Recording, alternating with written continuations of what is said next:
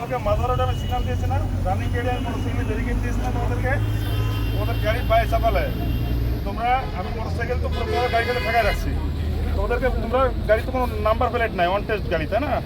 আমি তোমাদেরকে কয়েকবার তোমরা আমাকে বলো এডিশনাল আইজি মোস্তাফিজের সাথে কথা বলেন, অমুক সাথে এডিশনাল ডিআইজি অমুকের সাথে কথা বলেন। আমি বললাম কারোর সাথে কথা বলবো না, তবে আপনারা যদি গাড়ি থেকে নামেন আপনারা সাসপেক্টেড, আমি আপনাদের বডি চেক করবো, যদি নামেন আমি সবার সাথে কথা বলবো, এটা বলেছিলাম।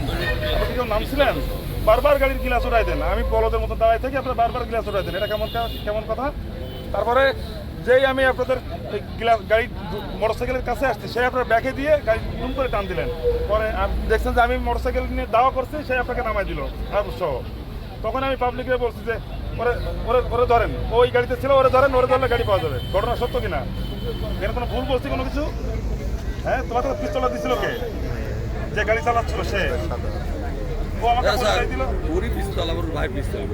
ঠিক আছে, আমি কোনো ভুল কথা বলেছি এখানে? ওকে, নিয়ে যাক। আর যে উত্তর কথা আলাদা মামলা করা লাগে ওটা এই পিস্তল কার? এটা এই পিস্তলটা কার? গাড়িতে ছিল, তোমার কাছে পকেটে পাওয়া গেল কেন? হ্যাঁ হ্যাঁ হ্যাঁ, তোমাকে কয়বার গাড়ি থেকে নামতে বলছিলাম?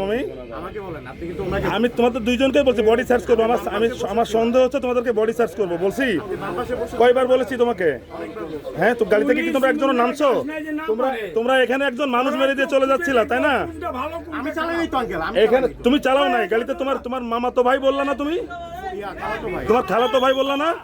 হ্যাঁ, গাড়ি থেকে কি নামছিলা? কয়বার নামতে বলছিলাম তোমাদেরকে? হ্যাঁ, তুমি এখানে তো একটা মানুষের গায়ের পর দিয়ে গাড়ি চলে যাচ্ছিল, হ্যাঁ, এখানকার মানুষ মারা যেত না? পরে তুমি চলে যেতে চাইছিলে, আমি এখানকার পাবলিকরে বললাম ওকে ধরেন। এই আমি বলছিলাম একে কোনোভাবে যাইতে দেবেন না। তুমি বুঝো না কেন? তুমি একটা স্টুডেন্ট, আমার স্টুডেন্ট কি এখানে করে?